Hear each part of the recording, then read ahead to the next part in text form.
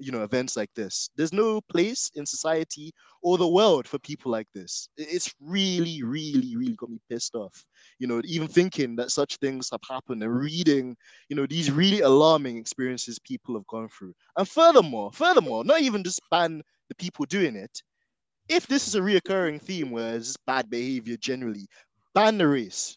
Don't give these people, or don't give the country the opportunity to hold a Grand Prix. Because F1 BLAG, I wasn't around in 1950 when they had the first Grand Prix, but I can tell you that back then, Grand Prix and the ability to host a Grand Prix was an honor. It was a privilege. Not you can't, like, you see, even right now, like, we're on the verge of getting a Kyalami Grand Prix, and it's not as simple as putting a racetrack there and thing. Like, there are so many fundamental things that have to be right and in order for a country to hold a Grand Prix.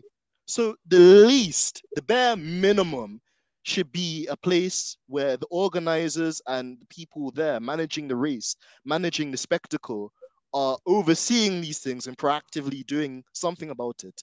And I think F1 needs to take a stance because it's not looking good. It's really not looking good. And if countries like Austria, if these countries cannot do, like, the right thing and be right by people, ban going racing there as well. Just completely remove that race off the calendar. Make pool pay for all, because it should set a very strong message to the very stupid people out there that are doing these sort of things. That behavior is completely unacceptable. It's not justifiable. It's not, oh, I had too much to drink. It's absolutely bullshit. And personally, I'm really, really just getting onto the end of my tether with this kind of behavior on a weekly basis. Like, let me get your thoughts on it, man.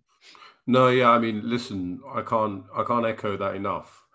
I actually don't think that the reaction was enough. So if you look at the reaction on F1 media, they've actually called this out. That's great. But it wasn't much more of a reaction than when you heard a little bit of booing at Silverstone, right? We're talking about sexual assault. We're talking about people made to feel unsafe. We're talking about abuse on the basis of race, gender, etc. There's a guy in a video burning a sort of Lewis Hamilton or Mercedes baseball cap. The only upside to that video is that Charles Darwin comes at the end and burns his hand because he's holding on to a fire and suddenly realizes it's hot. But the behavior is unacceptable. For me, what you say about banning the races is absolutely correct. There needs to be a reaction. I'll tell you who I'm going to cook this week. I'm going to cook the weasel words of the response. Let me read out a couple of responses, right? The first one is from F1, right? So, and listen to how factual this is. They're not saying that they care, right? They say, we have been made aware of reports. That's their first sentence. So, okay, of unacceptable comments, yeah? And the rest. And then it says, this is the bit where they sidestep, we have raised this with the promoter and security. That for me is like, here are the other people that should be taking care of this. This kind of behavior is unacceptable. Fine, these are all factual statements, but tell me how you feel about it and tell me what you're going to do about it. Mercedes were the only ones that covered themselves in glory and did something that could slightly compensate for how this woman in particular was treated. The second thing I want to read for you really quickly is the Red Bull response. Now, look, the Red Bull response came out after the Grand Prix. We knew about this on the Saturday. We knew about it on the Sunday morning. And then after the Grand Prix, listen to this first sentence. I don't even need to read the rest. The first sentence goes like this. Whilst we all enjoyed the passionate support of the majority of fans in Spielberg this weekend. It's like, you don't need to start with that. You don't need to caveat with that. Yeah. Like, it doesn't make any sense. And again, what these people do, F1 BLAG, I'm going to let you land, is they try and, like, put water, or they try and conflate an issue with something less serious. Oh, well, there was some drinks. Oh, people were enjoying themselves. Oh, it's only a minority. A minority of people is not good enough. It shouldn't be a thing. Full stop. Full stop. Zero tolerance. Like, that sort of thing is beyond, like, the 21st century. This kind of behavior being exhibited by certain individuals. Like, it's really sickening. But yeah, sorry. But No. Keep it going. Look, here's the problem, right? So Formula One's revenue, and me and a guy called Rainmaker, who you'll know from F1 Sure. Twitter, we were researching an article which we didn't quite publish, but it was a really interesting research. Where does Liberty get its revenue from Formula One, right? They're trying to grow the advertising, they're trying to grow the sponsorships, and they're trying to grow the broadcast. But when they took over the sport, and still today, a lot of that money comes from the funds that the promoters pay to stage the race. It's like hundreds of millions of dollars every year. So F1 to ban a race would have to say, okay, I'm going to not take this 20 million, 30 million, 40 million, whatever it is. If they have if they have the guts to put their money where their mouth is, we'll see. But I just don't believe they're going to do it. In football, I don't even remember what happened, but English fans did something, or they were sort of slightly unquiet at the Euros, and then England had to play in an empty stadium, or they had to play at a neutral venue. So there must be a way in Formula One of doing something similar. If these fans can't, it's the Orange Army. If these fans can't behave themselves, we just won't go to Zandvoort. That's for me. That's what they should do. But, maybe they'll call me biased for saying that. But there we are. But honestly, F1BLAG, it's not bias. Like this has nothing to do with being a Mercedes fan, being a Red Bull fan. This is basic humanity. How dare you go to a public event and touch another person? What right do you have to touch another woman? No, like that. Nah, I just won't buy it. I won't buy it. And we know that in F1, like money talks and bullshit works quite a lot, but they're not getting off the hook for this one because it's not looking good. It's not looking good at all. And it's becoming a melting pot, F1BLAG, because it's every week now, every single week, the sport gets exposed for, another blunder, another mishap. It's getting worse. It's getting worse. Like when I've been to 3 or maybe 4 Grand Prix in my life. I don't know, but not as many as some. They're spaced out over many years. It wasn't quite the 1950 British Grand Prix, first Grand Prix ever, I can promise you. But I always felt a little bit, as an outsider, because it was a European, upper middle class, wealthy sport. But I didn't feel that there was hostility. And then if you look at even just the last month, you've had a development driver. This is the thing that was crazy. Development driver uses the N-word, calm, as if he's not going to get corrected on a live stream to thousands of people. And then they release a statement about it. Do you know what? He's still driving in Formula 2. Do you know what? He's still in the development program for that team. That I'm not even going to mention that team, but you know who I'm talking about. You know the driver I'm talking about. Unbelievable. I think it feels like either this is what people felt all along and they're feeling emboldened, or the sort of people that are getting into the sport or being put into position are increasingly holding these views. I don't know, but the outcome is the same. You have women feeling unsafe. I could not believe, I was reading that thread, and the woman, you could read, she was typing it from inside the complex in Spielberg, saying, look, we're trying to leave. I don't feel safe. I'm crying. This is what's happened. Can you imagine? I mean, as a man, I'm empathizing on the level of humanity, but I can't imagine feeling that threatened, let alone that happening to me. So, I don't let anyone minimize it. This needs to be responded to. Sebastian Vettel said, look, anyone found doing it, there needs to have CCTV. Anyone found doing it needs to be banned for life. And for me, I'd support that wholeheartedly. Absolutely. And it's the same thing with me as well, F1BLAG. Like it's just not good enough. And, it's just terrible. And that's scary. Imagine you've worked your days to buy a ticket to go to a Grand Prix. It could be the first experience, Bear in mind, I have never even been to a real life Grand Prix yet. I'd love to at some stage. But imagine, let's just, again, like you mentioned, this empathizing with, imagine your first experience. You go to a Grand Prix and there's people shouting, behaving like animals, and that's even an insult to animals at the best. Burning hats like it's a scene from the 50s and someone's being lynched. Homophobic comments and slurs being made casually. You mentioned as well a development driver using a racial slur. And this is what I mean. They're too comfortable, Black. These people, they're far, far, far too comfortable. And what we're proposing, what we're saying is, the rug needs to be pulled from completely underneath them, because there's no way that sort of behavior should be acceptable. No way, no how. And you'll get people like you mentioned that will try and minimize the issue and say, well, oh, Max got booed at Silverstone. Booing and racial abuse, booing and homophobia, booing and sexual assault don't walk hand in hand, and no one can give me that bullshit either.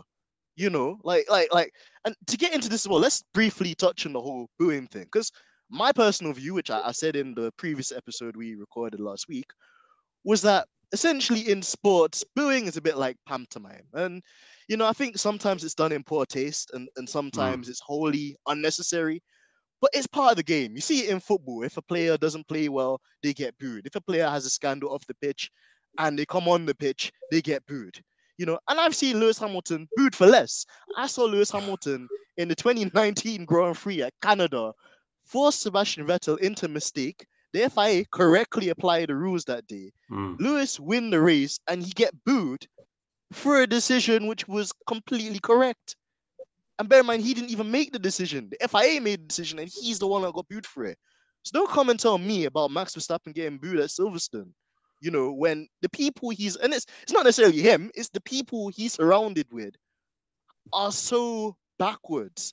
It's so alarming, F1 BLAG, that these sort of things are still happening. And I can't lie to you, like I'm starting to just get fed up, like, and it's like every week it's like the abuse is relentless in this regard, and it must come to an end, and it must proactively be policed, not only when Lewis is here, but in the years to come too, to completely eradicate that. Because I can't see any other reasonable sport in this era which has this kind of and it's a growing problem.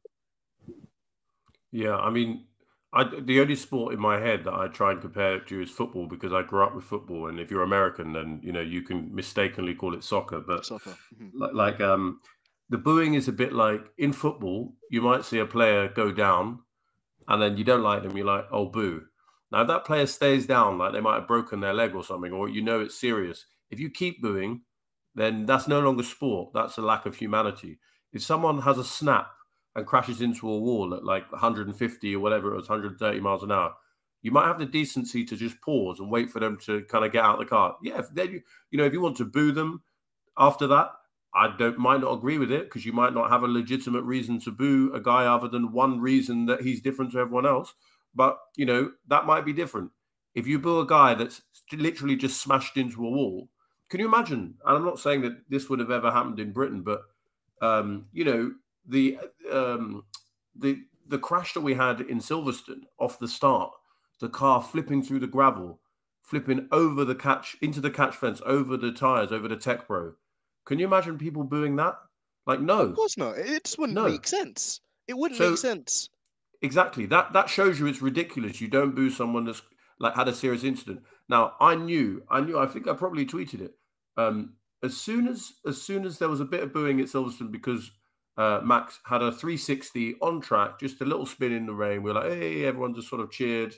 As soon as that happened, and then the F1 media went into overdrive and said, oh, please don't boo. And Lewis Hamilton stood up for him and said, look, we're better than that. As soon as that, I knew that would be the inch that they would take. That would be their mile. The next time you get onto that sort of European soil, there'd be a problem. I can't even imagine what it's going to be like at the Dutch Grand Prix later this year. I don't even want to think about it. Oh, it's concerning. It's concerning, Black, because this is just what they did in Austria. So imagine what they're gonna do when they're actually at home. Because my mom always used to say to me, like how a person behaves, goes to show you what they're like in their own home when they're comfortable and when there aren't cameras rolling, and when they feel more comfortable. And this is a real concern, and the FIA really, well, not so much FIA, but the Formula One media group on the whole, and the sport need to take a bigger action into this. It's not good enough to just like say mix, like statements. We've seen in some cases that some teams, a certain energy drinks team, won't even give statements. So it just goes to show you the lack of value they hold. And getting back to the thing that we're saying as well, it's action now. We're fed up of words. We're fed up of apologies. We that isn't good enough anymore. And ultimately, if we continue to put the pressure on them, they've got to do something, because it will hurt their pockets. It will definitely hurt their pockets, and we can enforce that change and put that pressure on them too. But without further ado, let's not give these idiots Woo. any more kind of time, because yeah, our time is money over here at Stripping the Dipping. And let's get into another hotly contested kind of thing we saw on the Twitter log earlier in the week. So this one is about our girl Naomi Schiff. And again, not to do the rebel thing of like, making a statement and then following it with the kind of the heat. But what I will say is Naomi Schiff is a great professional broadcaster, pundit, media spokesperson. I've been thoroughly impressed with her, generally speaking, in relation to her diligence, her knowledge, the way that she interacts with drivers, how very quick she is. Because bear in mind, as well as we learned a couple of episodes too, we had Neil Cole. You have these earpieces with information going in your ear, and you have to process it on the spot. And she's not fumbled once. She's never really, in terms of facts, got anything like crazily wrong, or made a huge howler. However, kind of getting to the point, I feel that Naomi is a trendsetter in the space that she's in right now, being like the first black woman as a main Sky host for the Formula One show and Sky Sports content. And at the weekend, after, well, firstly of all, Lewis had the crash in the sprint race quali. Then we actually had the sprint race itself, where, essentially he got sandwiched by Pierre Gasly. And then it took him a while to get the overtakes done on one of the Haas drivers, being Mick Schumacher, but he got it done. But a kind of one-liner that Naomi said in their analysis and breakdown of that sprint race was that Perez had got past both of the passes, whilst Lewis struggled. And I think that this statement it wound up quite a few people, because on its own, F1BLAG, and this is just my thing, like, it's a statement that could be used by very lazy people to start a certain agenda, that Lewis Hamilton's washed. Lewis Hamilton needs like the best car to win. Lewis Hamilton, like, he's getting beat by a judge. Like, and we've had these discussions before. We've had even the privilege of having FIA girlie Denny on the show too, where we mentioned that people take little nuggets like this and they use it as ammunition for big kind of things against Lewis. And I think why people are surprised, of course, is because Lewis has always been really supportive of Naomi, and even in the recent backlash of these bigots that, again, not only are they on tracks F1 Black, but they happen to also be on a space called Twitter too. Like, abusing women. That's what it is. It comes down to abusing women and saying that, she doesn't deserve to be there, but what? Because she's a woman? Get out of here. But anyway, in situations like that, Lewis has been very supportive of her, and I think actually one of the first people to be very vocal in support of her. So I don't think it comes from a place of we expect her to just be we don't expect her to go on to the show as a Team LH spokesperson. It's not quite that. But at the same time, too, I think she's been caught on a couple of occasions kind of making comments like about Lewis, and it's not been helpful to the campaign of abuse Lewis has received, recently. And then I also feel that the statement was a bit lazy. Like, why you would compare Perez overtaking the Hasses and Lewis struggling to overtake the Hasses, I didn't really get where she was going with it, because bear in mind, Perez actually had benefited overtaking both of the Haas drivers, because the two of them were racing each other so hard into turn 3. They both actually missed the apex, and Perez actually made a very easy move on the inside. That's A. Point B is that Lewis was basically driving a patched up car, because with the severity of the crash, basically they had these new parts they brought to the car. They seem to have brought the car in the right step of direction. But with the cost cap, you can't make 1,000 rear wings. You can't make 1,000 front wings. It just isn't like efficient enough in terms of the cost cap, and on top of the man hours that you would need to produce all of these wings to that standard as well. It's a huge consideration for this year's formula. So unfortunately for Lewis and George, they both had to revert back to an older spec wing and some older spec parts, which, as explained by Engine Mode 11 last week too, when you have basically replacement parts that aren't designed for that car, essentially, it can affect the car's performance. It can make the car less like efficient in the air, more draggy, less top speed. because essentially this wing is an older spec wing that wasn't designed for this current Mercedes, and that wing hasn't basically been developed with all the learnings and data Lewis and the team have achieved or created. And then last point I'll say as well is obviously Lewis was carrying that damage from the turn one incident where he actually got sandwiched by Gasly on the first lap as well, which, by the way, I think Gasly also needs to get into our pot because he's been involved in 3 accidents in the space of basically less than 2 weeks. So not really looking so good for Gasly, but nonetheless, kind of rounding up my point and bringing you into this as well. Yeah, I think that the backlash that she received was interesting. I don't think it was conducive, but I think that a lot of lessons could be taken out of it. And if Naomi was listening to this podcast, as hopefully she does, I just wanted to know that she's doing an amazing job, but to maybe be more conscious of how she puts things across, because sometimes F1BLAG, it's not the way, it's not what you say, it's how you say it. And Lewis, I think, is one of all drivers that, even if he's having a bad week, you can call that out, fine. But choice of words, I think, is something I would be more conscious of. But what's your take on it? Yeah, it's a good one. So I must admit that I completely blanked Formula One on Saturday because I was at a wedding. So I got the rundown by Sarah from the 44. She literally gave me tweet for tweet the whole Naomi Schiff situation, which was great. And I think maybe there's a couple of things, couple of caveats. I feel like at the end there, you had it sizzling. You just turned it down. You just took it off the boil. So I'm going to keep it simmering, not too high. I'll say, look, the 2 things I think we might be doing is, one, we might be sensitive. So I know I'm very sensitive.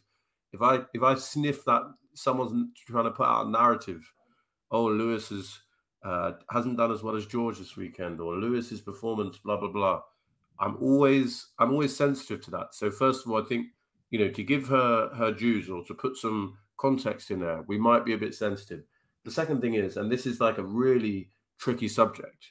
And I'm going to say it while reminding you that I'm also mixed race. I think that when Naomi bursts into F1, there's almost a tokenism that makes people subconsciously say, well, she'll like Lewis Hamilton. She'll be on Team LH, rather than thinking she's just another presenter. I don't know where she's going to be on the, spectrum of drivers and her analysis. So those are the 2 pieces of context. I think, we might be more sensitive about things that could potentially be the anti-Lewis narrative, and we could be more sensitive to it coming from Naomi and putting a higher bar because we expect better for no other reason than her ethnic background. So those are the 2 bits of context. I've turned the hob right down. Now let me turn it back up. That is lazy. That is lazy punditry. Anyone that she's a driver. She knows this. Look at that Mercedes. It hasn't had straight line speed for a good few years. Even so, do you remember the year when they found that Ferrari had an illegal engine? Even when they turned that down, the Ferrari, the Mercedes engine was hardly better than Ferrari after that. Like, Mercedes started the turbo hybrid with an incredible straight line speed advantage. And now, in the formula, they are the weakest. I don't know about Renault, but they're definitely at the back there. So for a start, trying to compare, Lewis struggled. Yeah, he struggled against 2 Ferrari engine cars. It's no coincidence that your Aston Martins, your Williams, they're all, even the McLaren this weekend are all either out of the points or struggling to get anywhere near the points. It's a power circuit. It's got the subtlety or the complexity of a Dorito crisp with a bite taken out of it. It's not an intricate downforce circuit, really. It's how fast can you blast it up to turn 1, to turn 3, to turn 4. So yeah, to say that Lewis struggled, that's lazy. So Naomi, I mean, one hopes that people that are in media don't get sucked into the paddock bubble. They stay objective. They stay reflecting on their craft, and hopefully she sees some of the comments and doesn't take it fully as trolling and thinks, do you know what? I can be better, and I'm not going to do it again. I don't know what you think, whether you've seen a pattern. That's the only thing that slightly worries me. There was a funny tweet by Stephanie, who's one of the people that I enjoy reading on Twitter the most, who said, Naomi Schiff said, I'm okay with being called out for an unnecessary comment, but I draw the line at being called compared to Nico Rosberg. I kind of think that yeah, exactly. I kind of think she does have a Rosberg narrative. Like, there's a little bit of a... Lewis hasn't done well. What's going on? I don't know. If you see that pattern? Well, listen, F1 BLAG. Literally, we're like Neymar and Mbappe right now at PSG because we're just passing the ball to each other, trying to give Yeah. each other the assist for the score, and I'm gonna put it in the back of the net because yeah, there definitely is a very lazy narrative, particularly with Sky. I can't really talk on the other media outlets because my main source for Formula One is through Sky Sports, but there definitely is a pattern in it. For me, I'm going to just objectively say it's not a coincidence because let me give you a couple of examples. You obviously have Nico Rosberg, like you mentioned, on that Imola weekend, trying to Mm. basically create a storm between George and Lewis. Lewis had that kind of off weekend, and then George, did what he should do. There's no excuse for him not finishing lower than where he did. He was supposed to finish there, and Nico trying to create like a shitstorm between the two of them.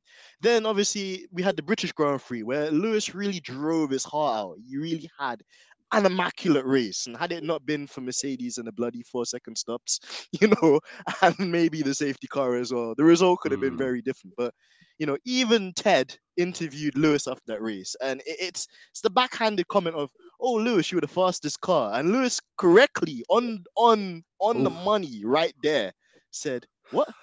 Fastest car? No, I'm not the fastest car. I'm the fastest driver." Yep.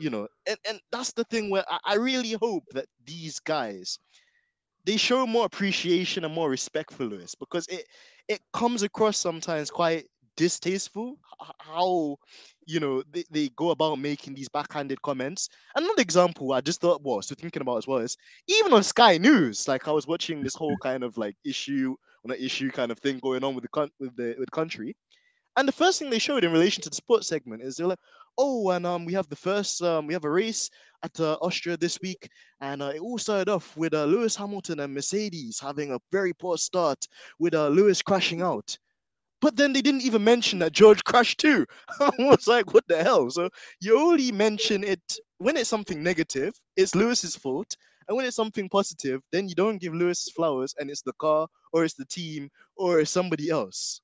Yeah, So yeah, just the kind of like slam dunk it. I think there is a bit of learning to get in there. I want Naomi to stay the way she is in terms of her own thoughts. If she thinks Max is the best driver on the grid, cool. She's entitled to her opinion.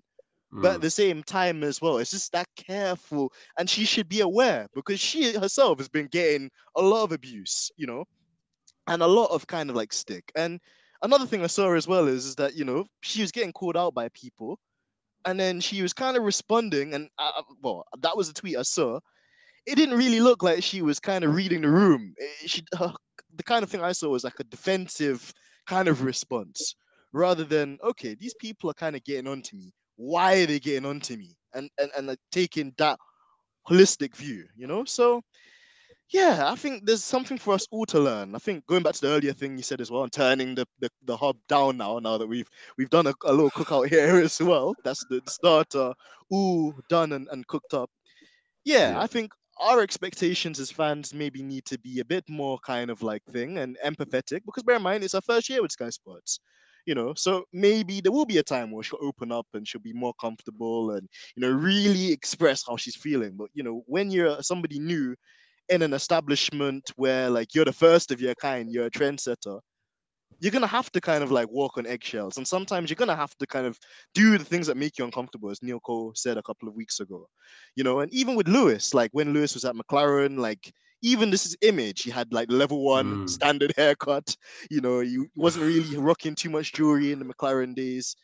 And it was pretty much like like we basically control the narrative, and we're not going to allow you to express how you feel. But now that Lewis has achieved what he's achieved, and he's gone to Mercedes, which are a bit more liberal, they've allowed him to express himself, and kind of like be who he really is.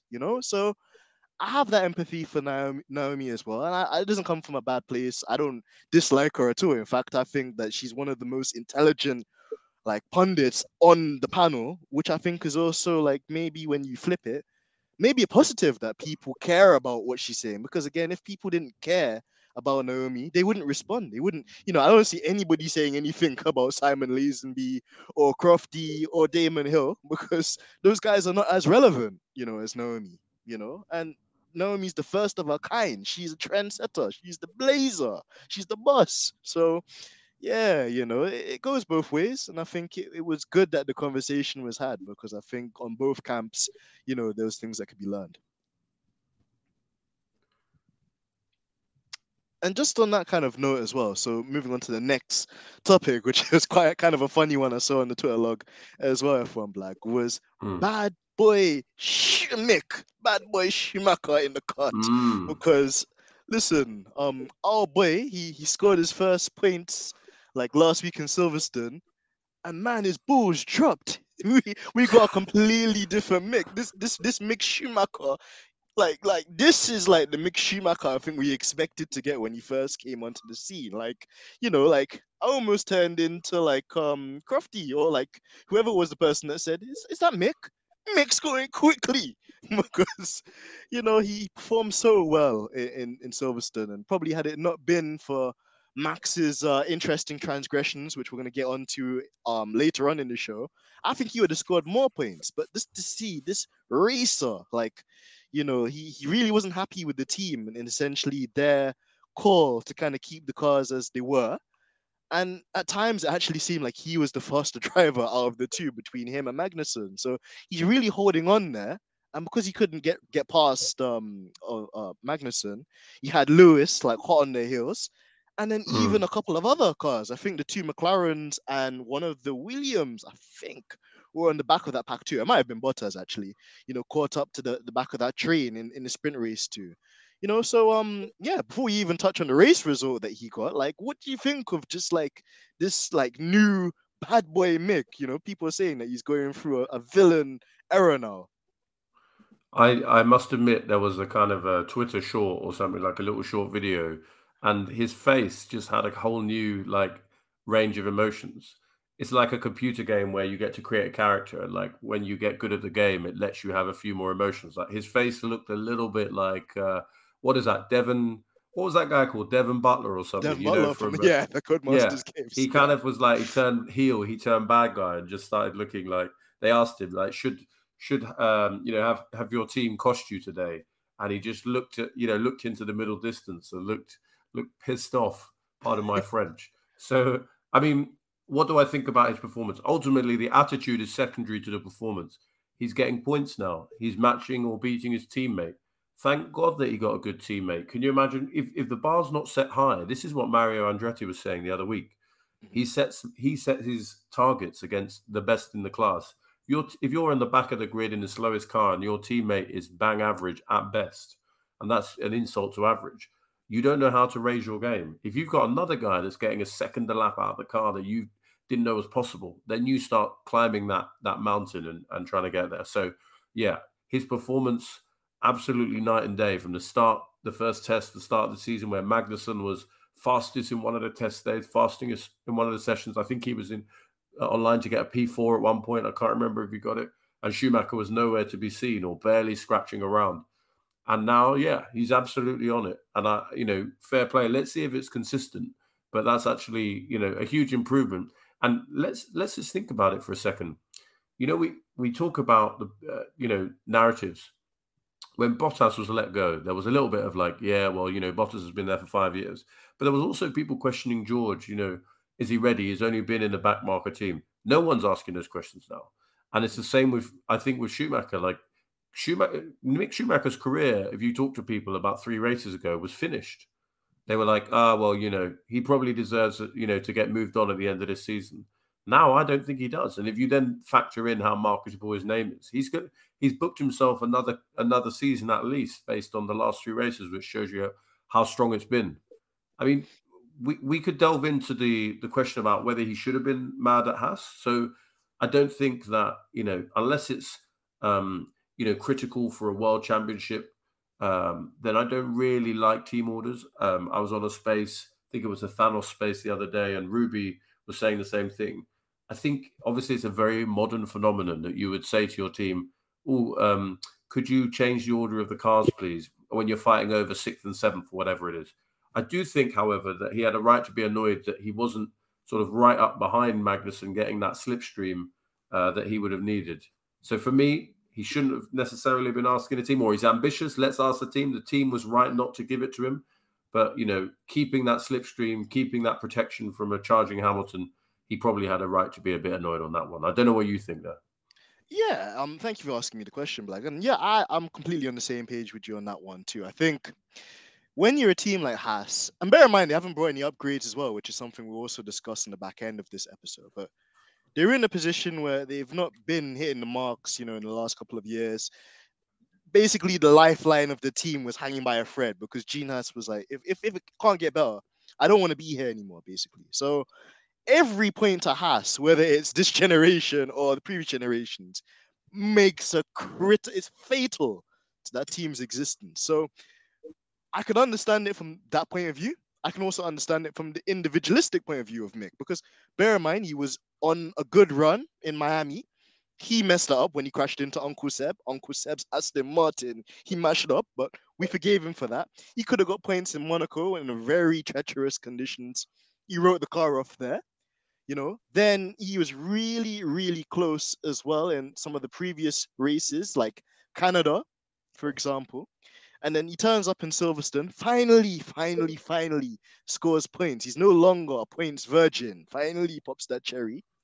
But then the next kind of thing is, what else you got for me? What's next? Because, you don't want to be a one-hit wonder. You don't want to be known for scoring like 1 or 2 points when your teammates getting points pretty much every other race, So there was opportunity for him there to get some points if he had finished ahead of Hamilton, because they restructured the point system, obviously, for the sprint races this season. And yeah, like I think it would have been tricky for Haas to engineer that, of course, with backing Magnussen into Mick, because there's a point where it's effective and it just becomes a point where it's not effective.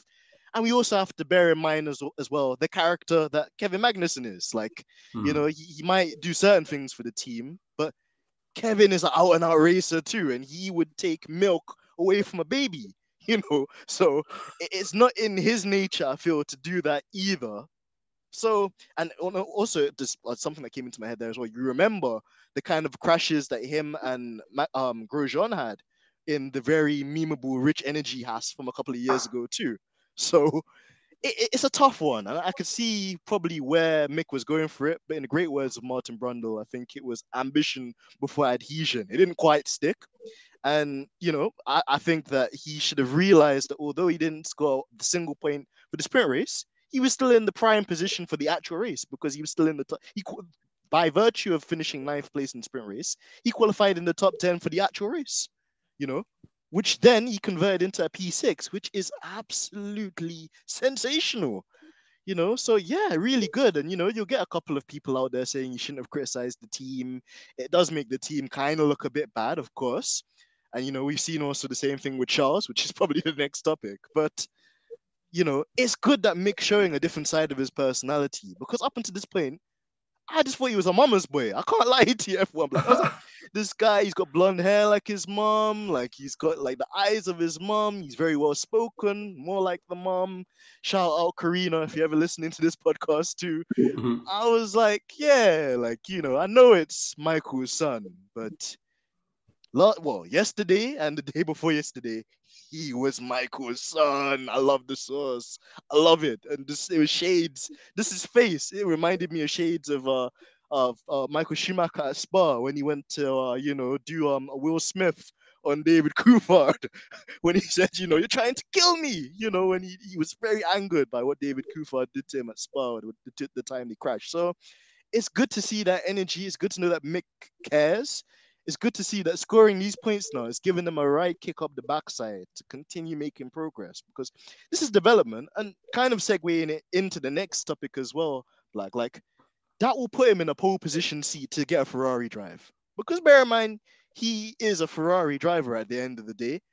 And as much as like you've got Sainz there and you got Charles, which is a really long-term investment for Ferrari, you never know what could happen in the sport, So it's good that they've got Mick there just as a back burner driver, and he could always, if he continues to do stuff like this, first word, I think he would get the call up to Ferrari as and when the opportunity is right. But then on the topic of Ferrari, let's do a smooth segue then. Nice. Things getting red hot at Ferrari, because Charles and Sainz were basically almost imploding in the sprint race when they basically allowed Max to drive away when the two of them were battling each other in that sprint race. And, I think it's a cool dynamic because you've seen that off of that race win, Carlos Sainz, he's also another one that burst his top step virginity, finally won a race, he's fired up and rejuvenated and trying to, match Leclerc week in, week out now and really trying to go for it, which shows that he's an amazing driver. But ultimately, for me, F1BLAG, Charles is the ultimate racer. And I hope people can make the distinction between the two because Charles just gives no tosses. And that bold move he made up the inside of Sainz. And even again, this is the racecraft there, Black, as well. Because I don't know if you noted this, but when he overtook Carlos, the time when he actually made the move stick, he turned into the corner and then he was like, oh, okay. Like Sainz might try and hang it around outside. I'll open up the steering wheel again and run in wide. And I was like, you cheeky devil. No wonder why you've got Max Verstappen in your back pocket. His racecraft is just unfettered, which is very interesting. But, not loathing them with loads of compliments, kind of bringing it to the question I wanted to ask you on this one is, what did Ferrari do in relation to this championship battle? And when I made this question, it was straight after the sprint race. So we had a bit of a tension there. They had congratulated Charles for getting P2, and Charles was not very happy over the radio, or even just his demeanor in the paddock was still a bit grumpy because he feels that Ferrari are costing him an opportunity to win a drivers' championship. But now there's also this dynamic of the reliability issues are still there, and it's robbed Sainz of getting a good result that would boost his momentum. But also, Leclerc beat Max Verstappen fair and square in essentially their home race. Red Bull had no answer, no response. They were completely responseless. I can't even think of anything that doesn't have a response. But nonetheless, just like essentially they have a driver. They just about have a car that can do it. What do you think is going to happen? How do they play this? Do they continue to let the drivers work it out on circuit, or do they need to intervene for the sake of their own good? Because Mercedes have done it, and by hell, if you're talking about Ferrari wouldn't even blink twice to do it with Rubens Barrichello and Michael Schumacher back in, and ironically enough, they also had like an Austria bust up where they made Barrichello basically give up a race win to Michael. So, what's your take on that? Yeah, I mean, I'm going to sit on the fence, but you'll see why. I think it's too early to do team orders where you're calling one driver to get out of the way no matter what. But I do think that Ferrari have cost themselves race time when the fastest driver is behind the slower driver. So I think if you're in the middle of a race, one guy's got the pace, the other guy hasn't got the pace, do not hold up the faster guy. You can switch back later if things switch. But, at Silverstone, for example, Sainz didn't have the pace. Leclerc was trying to get through. It took them laps and laps and laps to switch the cars, and that could have cost Leclerc if he'd been. If there was no final safety car, Hamilton would have come through and would have got both of them because Leclerc wouldn't have built up a cushion based on that race pace that he had earlier on. And then if you get to kind of Austria, again in the sprint race, if they're battling, that's letting the other guy get away. Yeah, so. I agree. It's great to see the fighting. We saw Alpine, where was it? Jeddah, giving us otherwise it would have been a boring race. And then Alpine allowed us to ruin their race, but have both of their drivers scrapping and then Alonso breaking down in the pit lane, which made it spicy as well. I don't want to miss that racing, but if you're in a championship and you basically have to minimize your race time, I'm not saying that it should always be Leclerc that gets the advantage, but we should be trying to get, if you're the Ferrari team, one Ferrari to the finish line at the very minimum time. So in the case of Silverstone, it was obvious that Leclerc had the pace. And then if you look after the safety car, what happened at Silverstone, maybe there was nothing they could have done. Maybe they should have done pitted both of them, whatever it was. But they ended up from an easy 1-2 into whatever it was, 1-5. Who knows? And then in Austria, luckily for Leclerc, he had the pace on the Sunday. I think there was something to do with tyres and keeping them in and making them last. He overtook Max 3 times on track. That was like the ancestors knew that they needed to repay something to that Orange Army after the antics of the day before, and they didn't want to overtake once or twice. It was 3 times, which was, I found, incredibly enjoyable. But yeah, to come back to the answer of your question, I don't think that they should always be favouring Leclerc, but if he's got the pace, don't hold him up, because it's going to be marginal. You saw at the end of that race. Did you see have you ever been in a car and your accelerator pedal doesn't come up when you lift your foot off of it? I wouldn't want it to.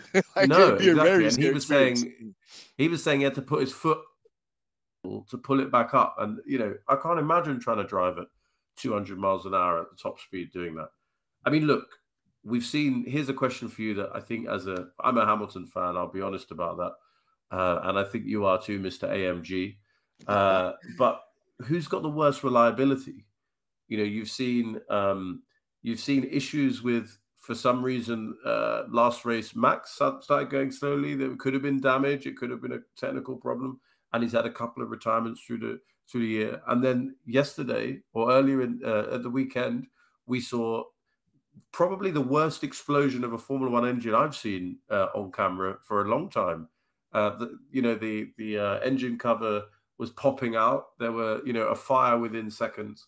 Who do you think's got the worst reliability? And linked to that question that you asked me about, should Ferrari be giving team orders at this stage? Who's got the most to worry about going into the second half of the season in terms of one team gaining on the other? Who do you think's got it? It's a great question there, Blag. And yeah, on the reliability point, it's scary, because ultimately that could decide a championship. It's so vital, for people to pick up points. Going back earlier to the thing we mentioned as well, on a race where Max was in a lonely P7, and there was nothing he could do. Really and truly, it should be Charles up there maximizing the points and at least getting 25 for the win and an extra one for the fastest lap. And if you don't take advantage of stuff like that, it puts you on the back foot. So I think that, Ferrari technically on the back foot with the situation, because ultimately it's them that it's been reliability issue. With Red Bull, it's just reliability. In terms of strategy, nine times out of 10, or what's the show? 9 out of 10 cats, little plug there. They will always get it right, always try and work something out. Like we saw it in Barcelona, where Max had the impossible DRS, and like basically George Russell turned his W13 into like a triple decker bus, if such things exist, But they engineered their ways out of that situation. They said, all right, cool. Max is self-imploding. Before he actually crashes the car into somebody or does something, that will get cancelled for, let's just put him on an alternate strategy. To hell with it. And it worked. He won the race. Whereas with Ferrari now, you can kind of see that they're not sharp. Like they're not like, they're not like Gillette, shout out Gillette as well. I hope that you guys endorse us soon. Like, they just like, the best a man could get. They need that strategy. Like it could be just that much more precise, but I think also, to be fair to them, F1BLAG, that's what comes with probably not being in contention for a championship for so long. Like their championship hopes probably have cobwebs over it, because it was probably like 2018, 2019 since they really battled for a championship, because of like, the engine infringements and the technical directives that the FIA kind of made with them behind the closed doors. They lost that engine advantage. And it was almost a double penalty for them, because they had developed the future cars with that OP engine or illegal engine in mind. So then what they had in the upcoming years that we watched was a car that basically had more drag, because they thought they were going to have an engine that was more powerful, but they had like a less potent engine with a very draggy kind of like, chassis and aerodynamics and philosophy. So yeah, like this is basically, it depends on how you look, if the glass is half full, half empty, but it's basically for Ferrari to lose, because I think if they can have a calm head, if they could make the least amount of mistakes, they will give Red Bull hell. But if we continue to see what we've seen happening, and if they continue to do the typical Ferrari type thing, and ball it, yeah, Red Bull will walk away with the championship F1 Black because whether we like them or not, or it's not even a case of whether we like them or not. We just call out the stupidity of some of the fans. In terms of an engineering machine, they're one of the sharpest with it. And Max, much as I don't really like to big him up at all, the guy is hungry for blood. The other day I was watching an interview and he was just like, they were like, "Oh, Max, how's the championship going?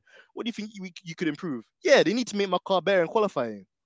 But why? Like, you got a fast car? No, no, no, no. I need the fastest car in qualifying too, because there'll be races where I can't rely on like the straight line speed of the car.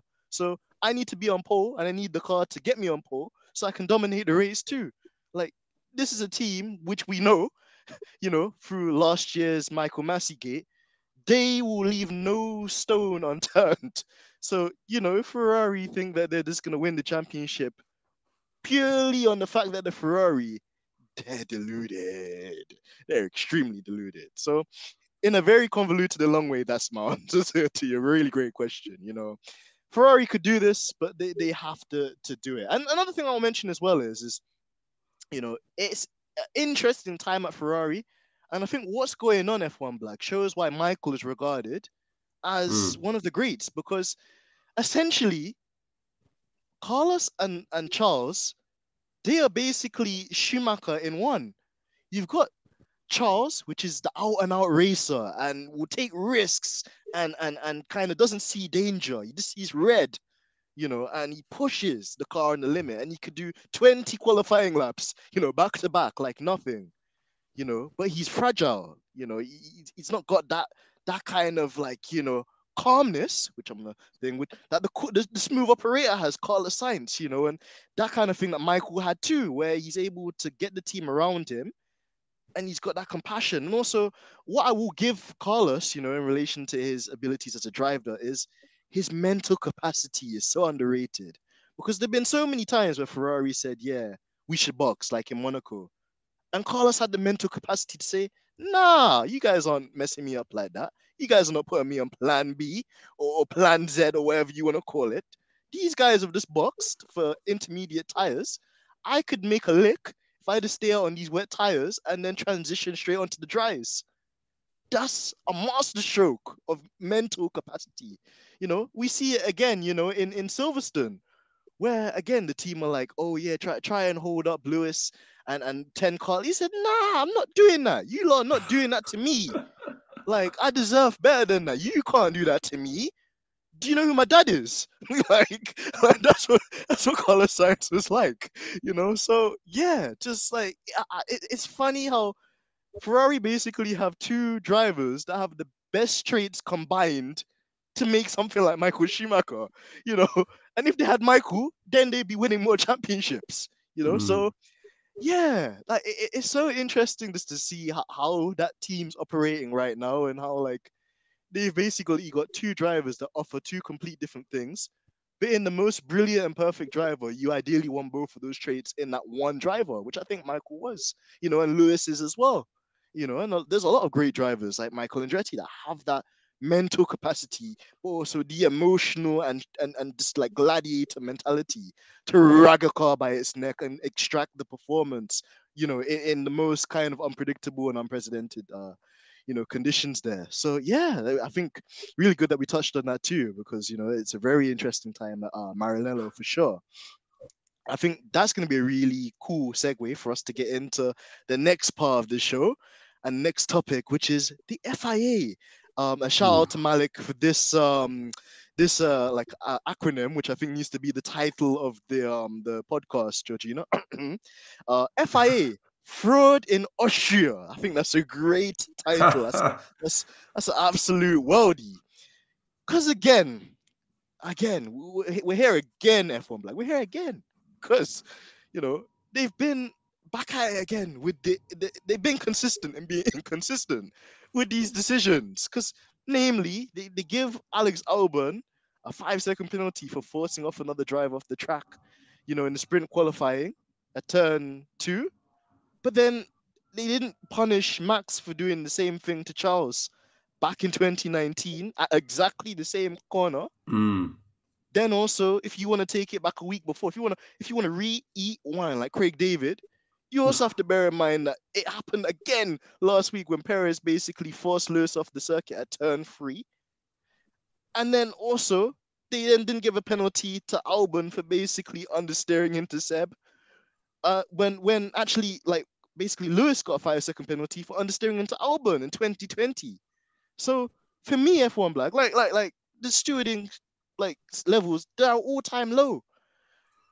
And again, it just happens again and again and again. And even this, if we're going to talk about the race, we saw it with George Russell on the inside of, like, I think it was turn 3 or 4. Perez is on the outside, and he doesn't use any of the circuit on the left-hand side. He's basically just, because after or at the apex of the corner. So, and that's a weird thing for me as well. The FIA said that they're looking at racing incidents from who was ahead at the apex of the corner. But for me, surely it should be on the entry of the corner, because when you're at the apex of the corner, it's already too late. You're already committing yourself to either turning or steering or trail braking. So that to me is a weird kind of principle too, that they judge these incidents now by who was ahead at the apex of the corner. But okay, Sergio was was in front at the apex of the corner. George is as close to the inner curb as he can be. Any more inside and he'd be in my nan's living room, right?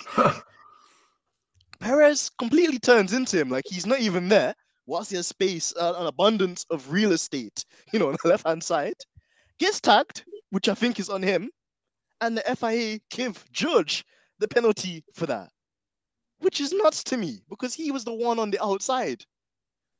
It's becoming really, really tedious, Blag. And sorry to go on a rant here too, but just another thing that popped into my head is even the drivers are fed up with their crap because, we also had alarming news on Sunday morning that basically Seb Vettel, the role model of the show, because it's him that they say is the role model of the sport, not Lewis, if with the agendas that they run.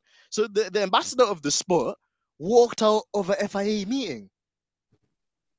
So like what is happening for the role model of the sport to be pissed off so much that even he walked out of it because he's fed up of listening to these guys and their inconsistencies.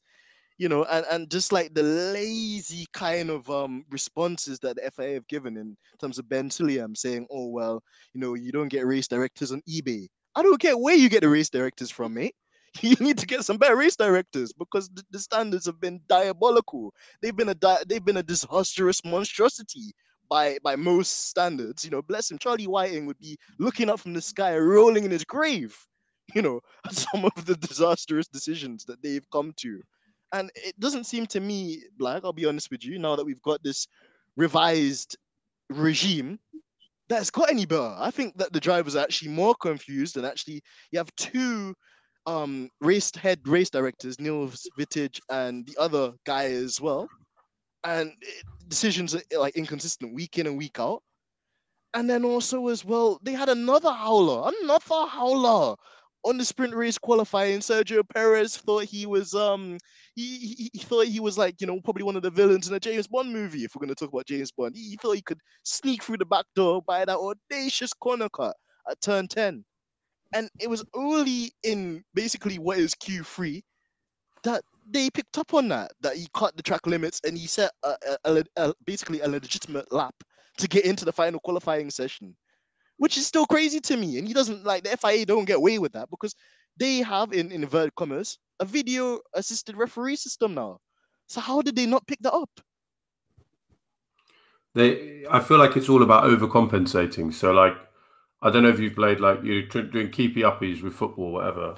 Mm-hmm. You start to lose your balance. The ball goes one way, you over adjust, you kick it, you end up kicking it much higher and much further the other, and so on and so forth. So if you think about, 2019 Canadian Grand Prix, when, Vettel went off track, rejoined the track, basically Lewis had to back out because Vettel would have had him in the wall otherwise. That was correctly, by the letter of the rules, a penalty for unsafe rejoining the track. But then after that, they started a philosophy of let them race, aka an overreaction.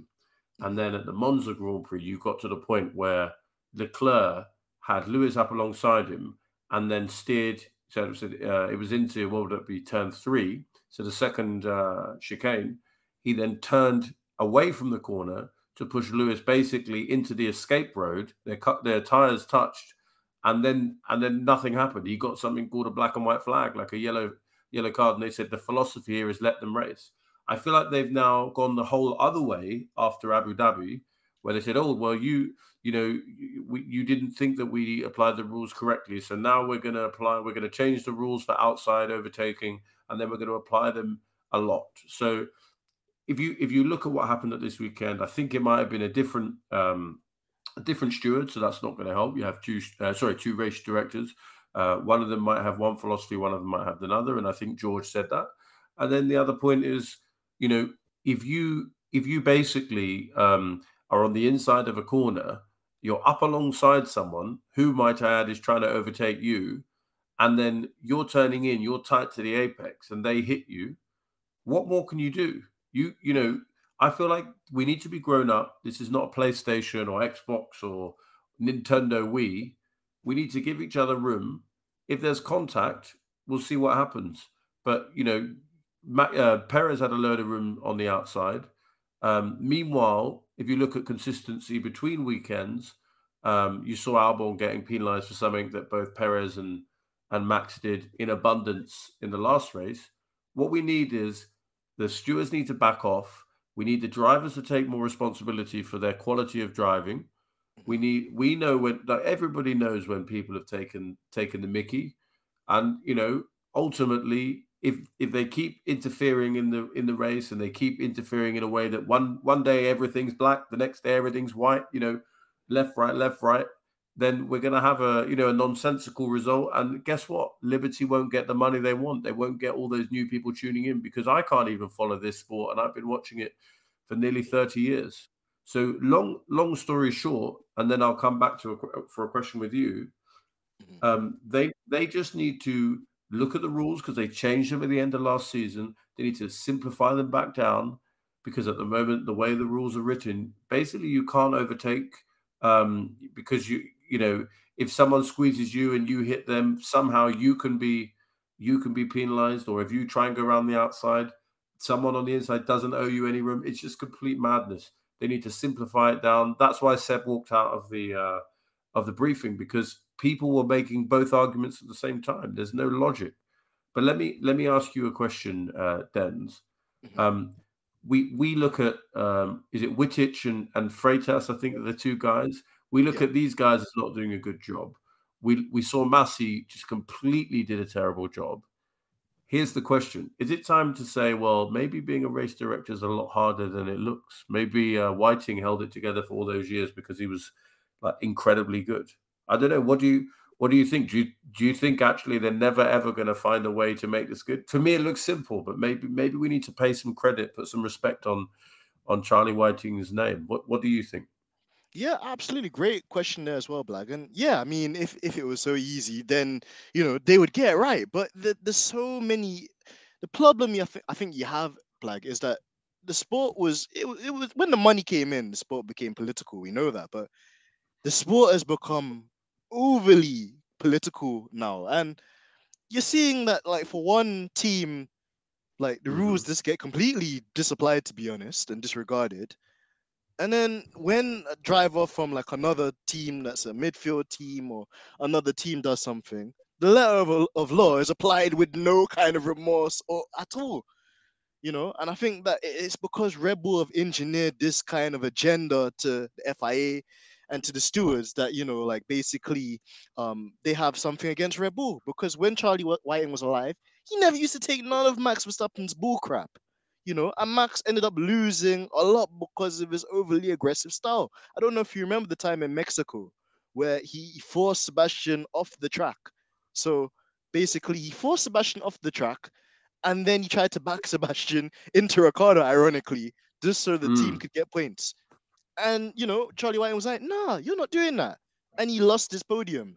Then there was the incident as well around Kota, where I think on the second to last lap or penultimate lap, he goes around the outside of Raikkonen, outside of the circuit. And Charlie Whiting was like, nah, you can't do that. That's not in the rules. You can't make up the track as you go. So he lost a podium because of that too. And because of these things, I think Red Bull have like gone to the FIA and made a kind of thing that, oh, you guys are extremely harsh on Max. Max is the youngest driver on the grid. Like it's not entertaining. Like let them race, as you mentioned as well. And since Charlie's like passed away, they've essentially caved into these pressures and requests. And it's not conspiracy. People might say, that's a conspiracy, Denzel. It's unfounded. It's not. Because how do you explain what happened last year when Max runs Lewis off the road and keeps the position? And then the race director's doing deal or no deal with the technical director of the team that committed the offense. That's And then go on, yeah, go on. and then in the same race, like if you make one mistake in a sporting event, it could be costly, but we're all human. But then you make another howler in exactly the same race because he pushes Lewis off again, and then you don't communicate effectively to the team to tell the team, instruct the team, not ask the team, instruct the team where Max needs to give the position and on what lap. So then you have an incident where Lewis goes into the back of Max on a very high speed part of the circuit. We've seen drivers lose their legs because of that. So like they definitely need to rethink the whole rhetoric. And I don't feel sorry. The next thing that people will ask like is like, oh, they're human. Don't you feel? No, I don't feel sorry for them at all because they created this mess and they've encouraged. It's like when you have a kid and you don't discipline them, and then they grow up thinking that doing certain things are okay. They've let Max get away with this for so long, so now he's adopted this mindset that he can get away with forcing people off the circuit, that he can be lazy and miss an apex, and it's really, really, really bad, like, because the junior drivers will then pick up and adopt this kind of nonsensical approach to racing, and then you will basically have like I love this phrase that you use as well, Codemasters generation of drivers where they just think they can just send one down the inside, like, or it's okay to just like give another car no space. We saw like it's a completely different story, but we saw for a split second last week in Silverstone how sacred life is when through I don't think it was deliberate or foul play from anybody individually, but we were reminded about how dangerous this sport could be. When Joe was on his roof for the good part of like a lot of meters, and then flipped up into a catch fence, and then stranded underneath a car he couldn't get out of. All because like everybody's going hard now. Everybody's trying to be, and thank God as well, Lewis as well got away with one on Saturday because again he was pinched. He was the Zhou Guan Yu in a sense when he got pinched between Gasly and somebody else on the left hand side. So the FIA really need to think about it, or else something will happen and it will be too late. And prevention is better than cure, or prevention is better than like the cure. So like yeah, it's a tricky one, and like I get it. It's a new regime. I get it that this is basically a new. They want to sell us this whole thing that this is basically a new ground up approach, and they're basically trying to reinvent the wheel. But the wheel was never broken, under Charlie Whiting, and you just need somebody there that has common decency and has no interaction, no kind of like thing with Red Bull or any of the teams, to be influenced in the way that we've seen races and championships get influenced over the last couple of years. Yeah, I mean, I'm going to try to be rational for a second, but before I do, you reminding me of Jeddah from last year. The thing that took the cake was after all of that, after the brake check, after the coming on track and causing Lewis to sort of hammer the brakes, driving Lewis off the track, even on one of those restarts, basically Max putting it up the inside and just saying, I'm not going to brake, and then it's up to you to get out of the way. Like after all of that, then Lewis gets a black and white flag for basically Max just trying to run round on a corner that was always going to run out. And Lewis getting a black and white flag for quote unquote crowding another driver off the circuit. That's when I have my doubts and I get emotional. But trying to be rational, I think the problem with the FIA is competence, and this might help us segue across to the technical regulations as well. In any organization, in any pursuit, in any endeavor, let's take a small business, right? Let's say you're a proud father and you're like, you you could have a small business and it might be okay just to give it to your son or your daughter and you let them take over. But then if you scale that up and you're a proud father, but you run quite a difficult organization and you go, oh yeah, I'll let my son who's like basically really stupid or not interested or whatever, I'll let him come and work for me, and then I'll give him the business. Um, Basically nepotism does not lead to the best people getting the job. And I just worry with the FIA that you've got to, I was going to say something incredibly rude, which I won't, but you've got to, do enough favors on the way up. Let's put it that way. You've got to ingratiate yourself with the people already in power for years, and then you'll get your way in. If you look at all the people, look at the path that Mohammed Ben Sulayem took to get to where he is. Look at the people that are the regional leads in the FIA, and they're going to be the next vice presidents and presidents of the FIA. Like the reason that people get there is not on merit. They get there because they're on the in crowd. They ingratiate themselves. They say the right things. They act the way that the FIA wants them to act. It's not a meritocracy. And so my view, if I'm trying to be super rational, is that what all the things we're seeing, be it on the sporting side or on the technical side, is a lack of competence. And then if you look at the technical side, I was reading quotes from Toto Wolff from just after the British Grand Prix. FIA only just discovered around that time that some teams were flexing their plank. And now they've only just discovered that some teams have basically got a skid block that doesn't wear away and it hides inside the plank and it gives them an advantage when it comes to porpoising. Why? So the rules are clear. It's just the FIA have been incapable of testing effectively to enforce their rules. And I think, yes, it does favour Red Bull. I feel furious about it that the teams have allowed this to happen. But extending the leeway that they've given teams another couple of races in the entire summer break to basically come into compliance with the rules.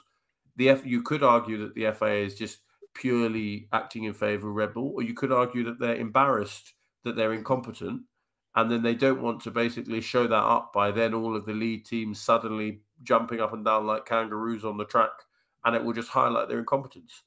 Look, I don't know. Do you buy into that conspiracy that the FIA has been sort of bought and sold by Red Bull, or even a more plausible thing? Do you buy into the view that Jonathan Wheatley and Christian Horner have put specific effort into influencing the FIA and have just better it than their competitors?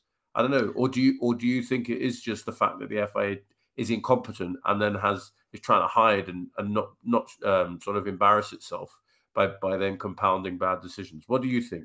Malice Sure, Black. or incompetence? I think it's the former, the present, and the latter. I think it's the triple threat. It's all three. Because it does, like, there's something fundamentally going on there, Black, that's not right. And another thing I was thinking of, and it would make sense, is Max hasn't got penalized for a lot of the things that he's done this season. And bear in mind, he's basically on his last tether in relation to the incident points. So I think it also plays into a thing politically where they're afraid, or they just like overtly don't want to punish Max because they know if they apply the letter of law how they should with him, he would get a race ban. And if he gets a race ban, one, you would never, ever, ever, ever, ever. Winter Spice might actually have like 3 accounts. Shout out to Jay. Like, just like the threat, and that's the FIA. They've really got their pants pulled down right now because it's a thing where I feel they have to please Red Bull, because bear in mind, Red Bull are being really kind of like stingy towards Andretti Autosport and kind of making obstacles to trade a lot higher for them. But we've got to bear in mind that Red Bull are basically on the verge of announcing a deal with Porsche. And for F1, they would much prefer a brand like Porsche compared to Andretti, because even though there's no scientific research to prove that, basically a dealership or a motor, like, should I say, an automotive company will have a lot more pull worldwide than, just like a man, or not just a man, but, a legacy kind of like person that has like a team, which is a dynasty. I think from, obviously as a fan, I'd much actually prefer Andretti, because I think that's a cooler thing for the fans and the perspective, and to give Americans like a team as well as has to support. But for F1, if they could get all manufacturers on board, like Honda, Porsche, Volkswagen, Audi, and all these different companies, I think that they'd more dance to that tune and whistle.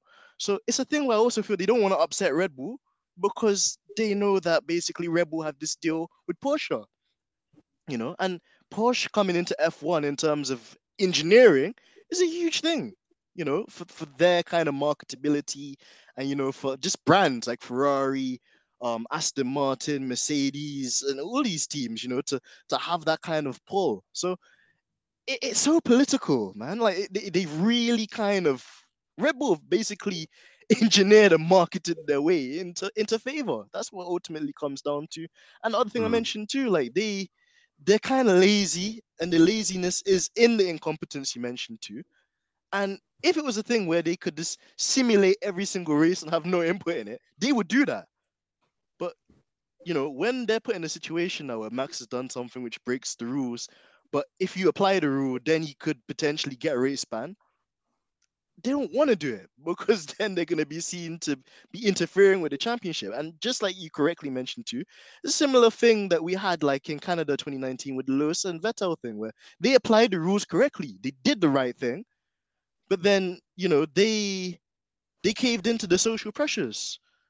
Oh, you didn't let them race, you know, and this kind of thing too. So yeah, it's a really interesting one, Black. And like it's so cool that we do this podcast and we don't just do Formula One, we do other kind of motorsports too, because this is really a Formula One thing. I don't see Raffaello Marcello complaining about this thing in GT3 racing. I do not see, Jorge Lorenzo or any of the MotoGP guys going on about that in MotoGP. I damn well don't see Jimmy Johnson complaining about it in Mhm. IndyCar. Like it's just F1, and like they're head over heels, and they really need to take a long hard look at themselves and a shower as well because they stink. And coming on to stinkers, that's a really great segue onto our next kind of topic before we get onto the final one, which is Helmut Marko publicly snuffs Yuki Tsunoda. So I don't know about you, Black, but I found this one really weird in the way it came about. So uh Marco, the ancient dinosaur he is, was doing some TV work and some interviews, and he exposed Yuki Tsunoda by basically revealing that in recent times they've got a psychologist for him because they believe that Yuki has a very explosive personality. He's got a lot of anger management. He gets very pent up on the radio, like a certain driver with some fake old boots, Wembley Market. Jeez, jeez, man, this hay fever is really getting to me. But anyway, like essentially, it's looking mad because Yuki is essentially the rookie. He's in a similar situation to Mick, where he's in his second season. He's a freshman. He's trying to apply all of the learnings he's got now. Is he the finished article? Probably not. But has anybody in Formula One in year two, other than Lewis Hamilton, shout out to Lewis, 2008 world champion, has anybody in their second year been like the finished article? Probably not. So I found it really embarrassing, and it basically like it caused a huge shitstorm because Yuki turned up to the press then on a Friday, and he's met by a barrage of this media questions about his mental health. Like basically, like they kind of like we talk about mental health, and when it's Latifi, it's fine, but then when it's Yuki, oh, you haven't got points in how many races, you took your teammate out, you indirectly cost your senior team the race win because a piece of debris from your car, which was created from a crash that you caused, got lodged under the bigger brothers sisters team's car. And I felt so bad for Yuki, man, like Mm. because if the guy genuinely does have like anger management issues, he's got a bit of a temper.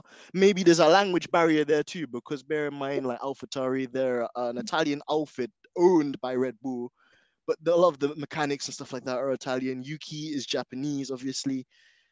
So what he says on the radio might not come across like the way it's meant to, or it might not be received the way it was intended to. But for him to air Yuki out like that when Max is guilty of exactly the same offenses to me, that's wild.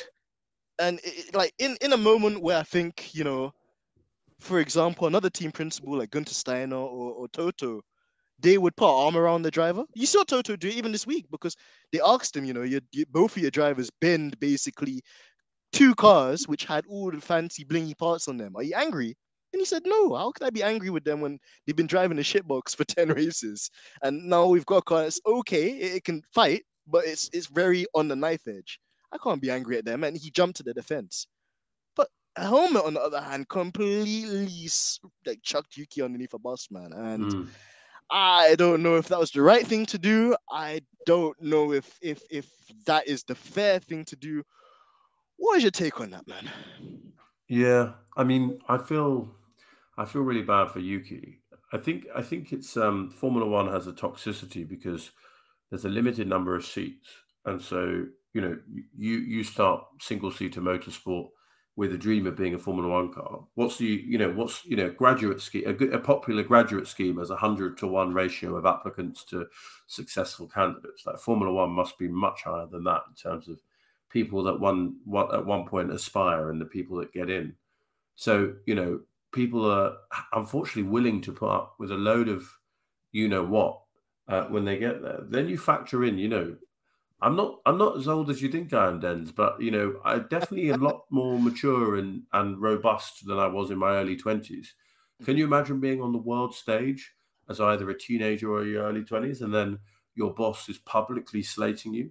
I mean, while you were talking, I was just looking back because I remember in the Mexican qualifying last year, I think it was Tsunoda went off track to get out of the way of Perez because his team had told him to do a slow in lap and it got in the way of the sister team. And then Perez sort of was spooked by it and ran off track, and then they blamed that for Perez not getting pole or whatever it was, because I think Lewis got pole that time and or was close to it. Um, the way that they completely threw him under the bus immediately upon that moment, and then again the hypocrisy with which they completely throw Yuki under the bus, it just speaks to me that Helmut Marko and Christian Horner, and you see all those mechanics that are like low key or high key racist on Instagram. They have a culture that's just toxic. There's one guy in that team that can get away with whatever he wants, and then everyone else has to kind of basically accept the ire of their bosses, no matter if they do nothing wrong or let's say they're not the finished article. They need to learn. They need to grow. They would Let's take a step back and think, well, maybe Yuki could have done with another year in Formula 2. Well, why couldn't he have another year in Formula 2? Because they'd already been, the previous AlphaTauri lineup and the previous AlphaTauri lineup.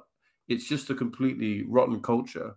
And it really pains me to say this because I hope that Gasly and Tsunoda have successful careers. But, I'll be smiling when Toro Rosso, AlphaTauri or Red Bull bin their next lineup because it would, all of that investment through the youth system that they have, and they'll waste it because they can't manage, they can't lead, they can't inspire, they can't nurture, and they can't foster a team spirit. So, to answer your question, Helmut Marko seems like he's not going to change. He seems like quite a nasty individual.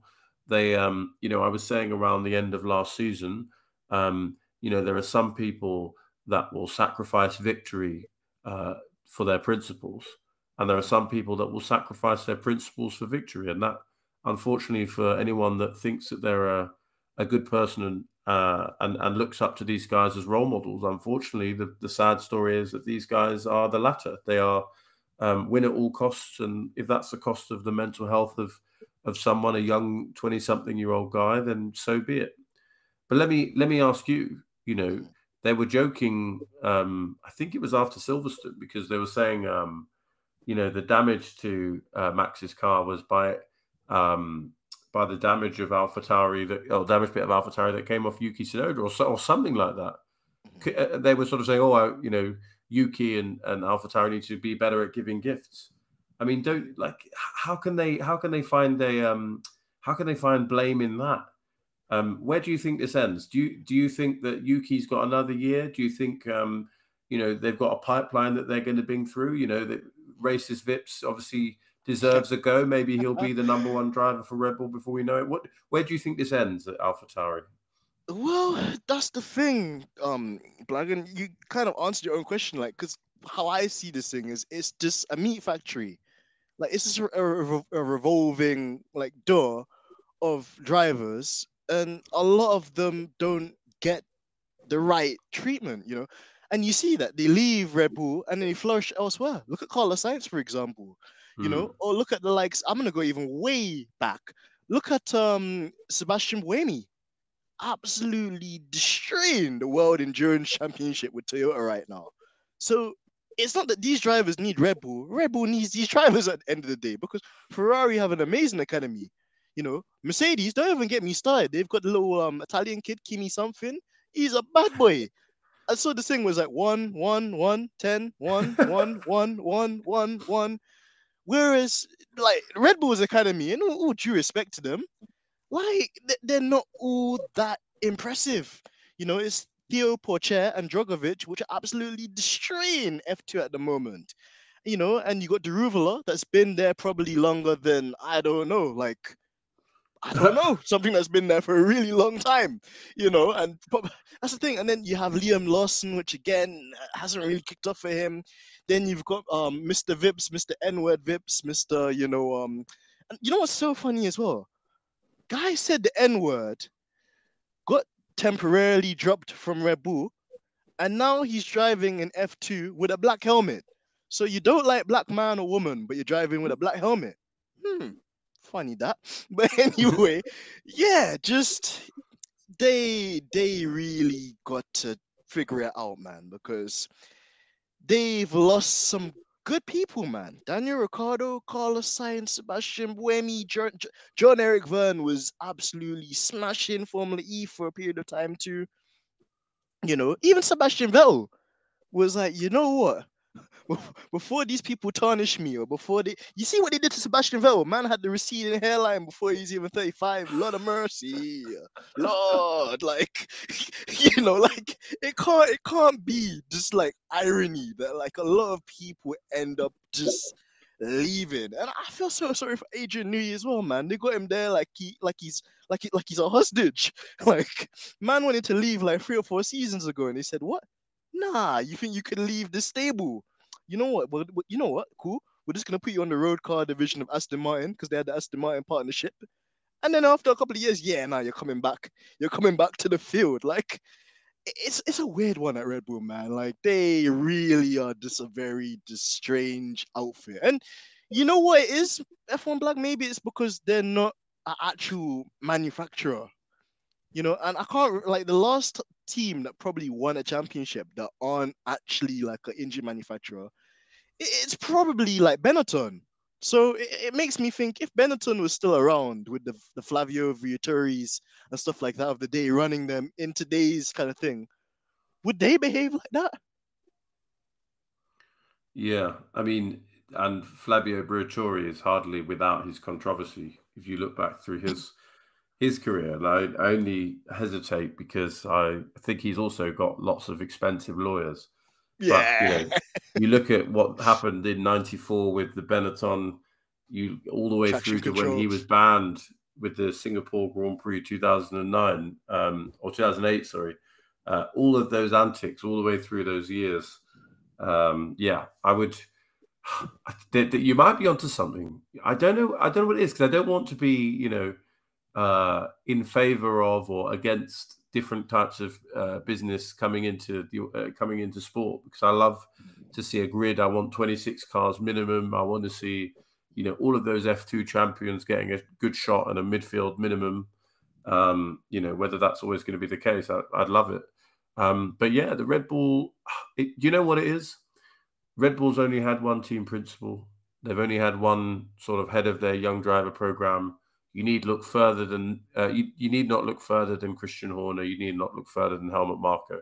Maybe as a brand, it's got some really lovely people in it, but they just happen not to be leading it. And the fish rots from the head. The culture comes from the top. And unfortunately, it's those two guys, or bozos, as our friend on the Quick Stop podcast would say, that are at the top. So yeah, I mean, where do they go? I mean, that's the thing that really hurts me about. If you go back to Abu Dhabi, you look at that success for them. It shows youngsters. You know, when Lewis won his 7th World Championship, he didn't say, "Look at me, look at me." He said, "This goes This out is to for the all the kids. kids out there to Hmm. prove that if you believe in something, if you want to do something, you can achieve it." And then you see Abu Dhabi cheat. If you cheat, you can win. And that's just, or if you have a culture that's toxic and burns through people's mental health, you can win. So, maybe I'm getting biased as we get Not at further all. into this podcast, but Not at all, Black. No, no. I don't want to I see wouldn't it. say you're being biased at all, my friend, because you're not. Like, you're just speaking facts, and people need to hear that. My mom always used to say, "The truth hurts," and that's what it is. So if people feel offended by anything you say, they need to take a very, very hard look at themselves, and they need to take a shower too because they're having a stinker. Like, like yeah, like there's nothing wrong with what you said. That it's factual. It's just facts. And bear in mind, Red Bull basically engineered their way into winning last year's championship, and it was by inches. It was by inches. Had that not Teleboy not had done what he did, had the FIA applied the rules correctly, we'd be here now, just like sipping, some magnificent, this like Team Elite sauce, and we just be loving it because at the end of the day, Lewis worked and earned that championship. It was never engineered for him. So yeah, it's a strange one with the culture of that company, man, and I think in some businesses, in some like areas, in some places, yeah, you got to be a bit mean. You have to have something about you. You can't be too friendly, buddy. At the end of the day, it's a competition and it's war. But a man has to, not even a man. People have to have his principles, and like they there just have no principles like at all. It's just by hook or crook, they will get out to get what they need, and if it's even by throwing one of their own underneath the bus, like Yuki, they will do that because it's unfortunate for them that like the sister team's part got stuck underneath the car, but you can't blame Yuki for that. That's just like Mm. that's just nature. Like how many times have you seen like somebody not win a race due to something look at Carlos Sainz. I mean, he wasn't going to win the race, but look at that. Or, look at the first thing that comes to my head is Lewis Hamilton 2016 Malaysia, which again, don't want to really talk about too much. That one hurts Ooh. me. But again, like things just happen. And that's it. Like you can't it must be so depressing for Yuki, to take that weight, to be the focal point of blame for something that wasn't even his fault.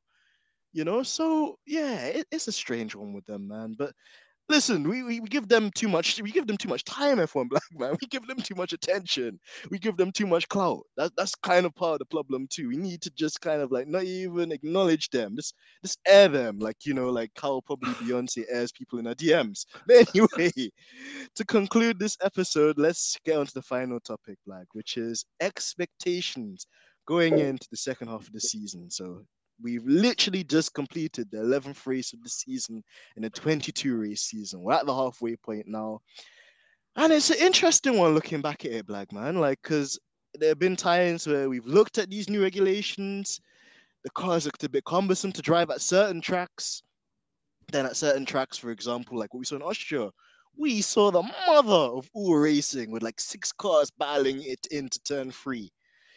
Then obviously as well, there's this ongoing thing about the double plank slash flexi floor kind of exploits, which have been outlawed for Spa. But again, one, why is it not being outlawed sooner? Which I think you answered greatly earlier as well, in terms of maybe the FIA don't want to expose themselves for the lack of competency for letting something like that happen. But still, like basically we've got essentially what this week off, and then the next week, then the French Grand Prix, and then Spa. So Red Bull and Ferrari still have a lot of time. So Mm. will these exploits getting outlawed by the time they get outlawed have any knock-on effect on Ferrari or Red Bull? Will they find something else to exploit as they always do?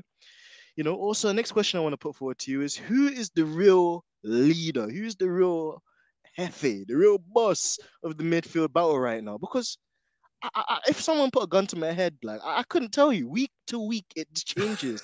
Alpine looking strong. Uncle Alonso, Uncle a retirement plan.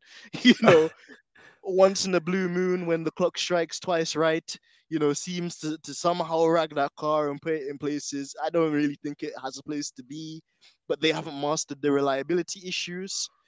Then you have also the likes of Haas, which again, huge, big up Haas each and every single time as well, because they are actually embarrassing McLaren. They have a car which they haven't even upgraded predominantly this season, and yet still they're like doing so well with this year's like car that they cheekily developed using Mazepin's money, but that's a discussion for another episode.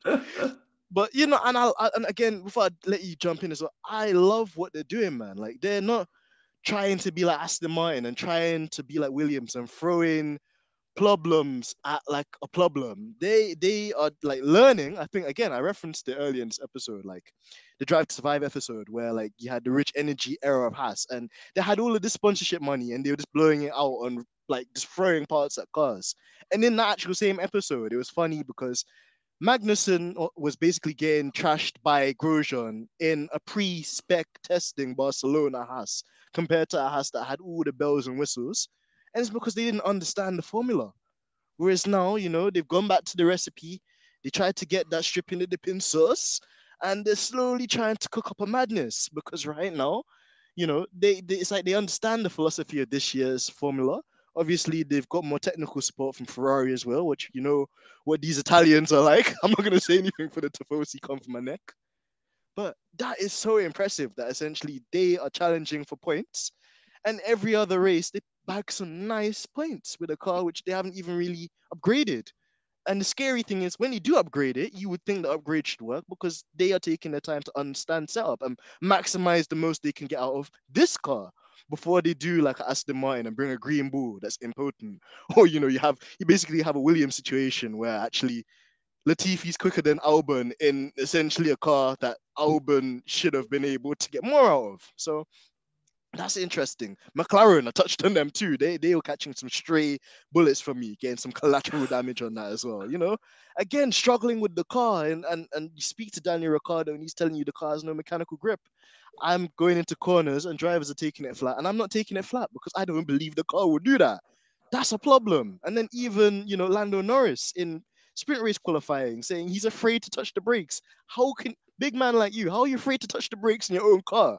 Like, like that is crazy to me. And then even AlphaTauri, again, we thought that they would have had a quite strong showing because based off of their performances in the last couple of years, Gasly had been doing really well for that team, and again they get the support a little bit from the big brother team being Red Bull, but again they haven't really had too many amazing results this season. And Gasly in particular, people want to get onto Yuki, but it's Gasly which has had some real shockers lately. The incident, Mm. which again, I don't think it was one to blame anybody for, but you could definitely apportion blame to him in the Joe crash because tried to go free wide in a gap that I always felt was going to wedge into a space that wasn't there. Then he had the issue with Lewis when he nearly basically repeated the same thing, but he was on the outside this time. He closed in the door on Lewis and didn't give him any space. And then again, he crashed into Uncle Seb yesterday, and just like, yeah, he's not getting really the rub of green in a season where I think he needs to be twerking for a contract because he should leave the Red Bull family and he should maybe be looking for an exit. I know that, well, I just remember that he re-signed with AlphaTauri, so that maybe it's not going to happen. But still, like, you don't want to become forgotten about. You want to be the number one, like, sub. So when it's your turn, like, you just get it shouldn't even be a debate. Who should get the next seat in the next big team? When Lewis decides, you know what, I'm going to do the acting thing because I'm amazing and I could just do whatever I want. If whatever for whatever reason, you know, Max just says, "Yeah, I'm done with it, and I'll just go back to crashing people on Codemasters games." Like, like he needs to kind of like put himself in a place where people are looking at him, and he's not really doing that for me. So I know I said a lot there, but yeah, just Flexi Floor, Red Bull, Ferrari. Who do you see as the main midfield like leader at the moment? And then, yeah, is there any other miscellaneous stuff I haven't picked up or that you wanted to add? No, you've absolutely nailed it with that. There's no how can I be miscellaneous? You've literally given all the questions. So, King. So expectations for Lewis. I still think he's going to win a race. I think he'll win a race this season. There's a little part of me in sort of somewhere in my heart, the small boy that started watching Formula One back in the day, a long, long time ago. I think he's only 99 points off. 12 races to go. We don't know what's going to happen with this floor. I just want to see a Red Bull bouncing. I really do. It will be, I might go down Tesco and get one and just and do it. But we don't know what's going to happen after the FIA get their act together and start enforcing, the rules. So I hope Hamilton will win a race. I've read somewhere that France, which is the next one, I think it's on the 24th, is a kind of a good candidate for Lewis, for Mercedes. I think it's quite smooth, has similar characteristics in some ways to Silverstone, not completely. So let's see how we go. So I think Lewis will win a race. I'd love to see George win a race as well. That will break his duck. In an ideal situation, the heart says, come on, Mercedes, come on, Lewis, see what you can do. In terms of king of the midfield, so, while you were talking, I was looking at the championship, and even though, the McLaren, is underpowered with that Mercedes engine, they've had their issues start of the season and so on. Norris has got quite a comfortable sort of best of the rest position. So, as we speak, he's on 64. So he's in seventh, after Lewis, and because the top three teams are 1 to 6 in terms of drivers. So he's on 64. Then Ocon is another 12 back in 52. And when you get to that level of points, like 12 points is quite a lot. How many points is it for 12? Is that fourth place? Something like that, fifth or fourth? So, you have to have a really good weekend to make that up and the other person not score it. So, I would say Norris will probably be disappointed at the end of the year, but will finish the best of the rest. Ocon is having a great season compared to his teammate. He's on nearly double the points. The person that's sort of gone under the radar here, and, I have to admit, I had him on Fraud Watch back in the day, Valtteri Bottas. He's on 46 points. He's in ninth in the championship at the halfway stage. So, for me, when you look at the Alfa Romeo last season was the third worst car. It's probably on a par with the Williams back then. This season, Williams have got 3 points between their drivers. And Bottas on his own has got 46. Yeah, maybe that's to do with the Ferrari engine, but it's also to do with Bottas because, his teammate, Zhou's only got 5. And yeah, clearly he's in his rookie season, but that's a huge performance. In terms of looking forward, yeah, French Grand Prix, I honestly don't like the track. Don't know what's going to happen, but I hope it's another good one for Mercedes. They don't normally do well at Austria. The fact that they were doing well, nobody else had car damage. You got a podium and a fourth. That's pretty good. There's the Hungarian Grand Prix after that. Lewis has a mixed history with that track, lots and lots of wins, but a few tricky races. I think the season for us begins in the 14th round in Belgium, and that'll be after the summer holidays. We'll all come back refreshed. I'll be going to the Balearics, a bit of time in Mallorca, and then we'll come back full of energy. So you tell me, do you think Lewis is going to win a race this season? What's your head saying for Lewis's season? What's your heart saying? And then more for Mercedes, can George get a win? He's obviously fallen behind Lewis. Let me put a narrative out there. He's fallen behind Lewis in the last few races. Do you think he's going to sort of bounce back and provide that competition? How do you see the rest of the season panning out for both of them? Yeah, in terms of Mercedes and just the team, Blag, I think it's bright, and it's just the question was not if, it was always just when. When would they unlock this beast? When would they get, when would the ancestors, the W11 and 12 rub off onto this silver beauty? And, you can see, I always say on Stripping the Dipping, like the W13 is like that girl in school where, she had loads of potential. You're like, if you just do this, if you just brush your teeth, like, you'd be amazed. Just like just something, I don't know, miscellaneous like that. But yeah, just like there's so much riding on this car. Lewis is more than like energized for this battle. And I think it's refreshing for him. Like it's a different challenge for him. like being in a car that's not the fastest car, and building it into something that's going to be a masterpiece, or as the English like to say, masterclass, absolute masterclass. Like, like, yeah, just like it's so sweet, and it's just, you could just see it just being composed and just written out and constructed absolutely beautiful, like a piece written by Mozart. And yeah, like, as for how they're going to do it the next couple of races, you mentioned, well, technical directive doesn't effectively come in until Spa. So that's basically the Formula 122 B-Spec championship, which we're going to see how things actually plan out once, the advantage has been taken away. But even for Paul Ricard, like you mentioned, it's a really interesting circuit with a very technical first and third sector. But then it's got lots of straights in the second sector. So in the weirdest comparison, I know loads of Belgians are probably going to kill me for this. In a sense, like, the way you set up a car there is similar to how you'd set up a car in Belgium. Like, either you set the car up for all the straights, and a lot of like that, the top speed kind of areas, or you try and make the time up in the more technical, tricky areas. And also you have to try and manage your tire wear too, because the tires under such long like turns, like that very long banked corner before sector 3, it puts a load of stress in the tires too. So I think strategy will be one focus. I think the car could definitely be one of the front runners.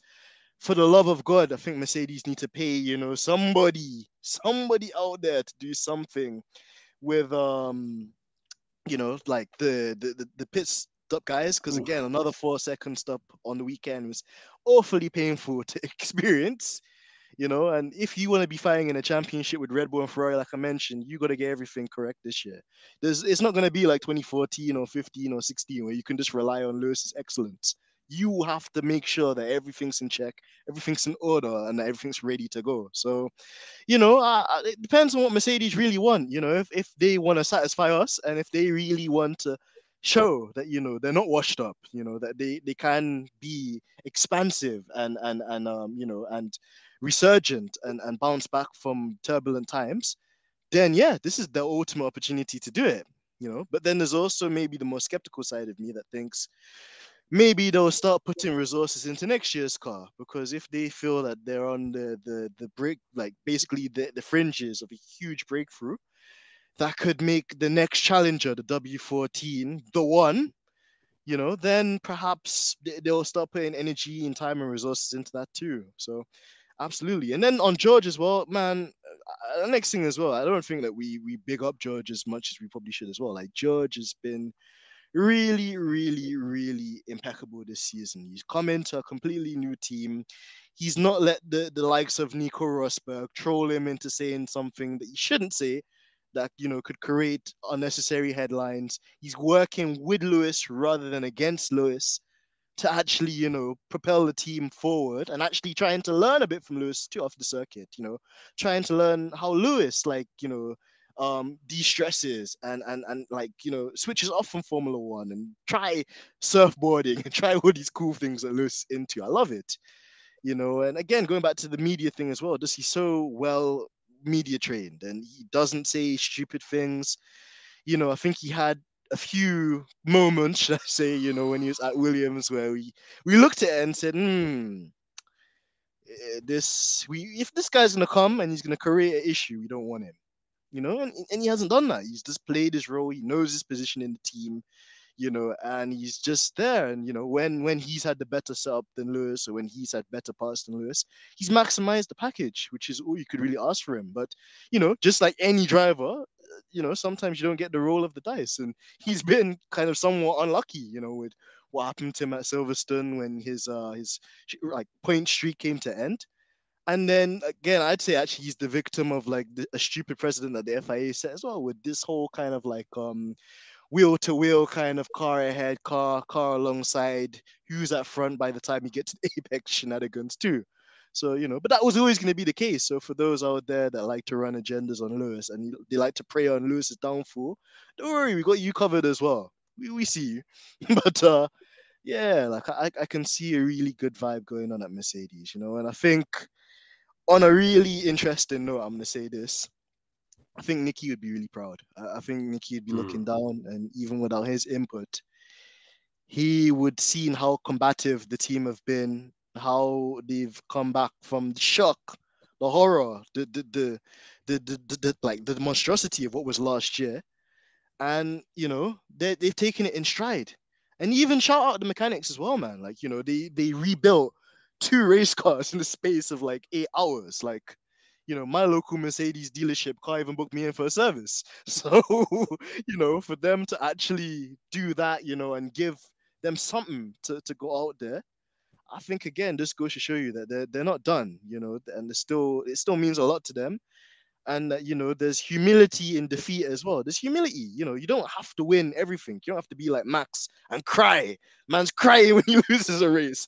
Man's throwing his toys out of the car when he doesn't win a race. There's humility in defeat as well. You can lose and be graceful in losing, and learn a lesson from it, and use it to energize you to come back even stronger, even when the critics come out and say that you shouldn't be racing or that you should retire, when really and truly they should just be like, they should focus on being loyal to their missus, and some of them should be focused on paying their taxes, because I heard HMRC looking to lock up a certain Mr. Eccleston for tax fraud.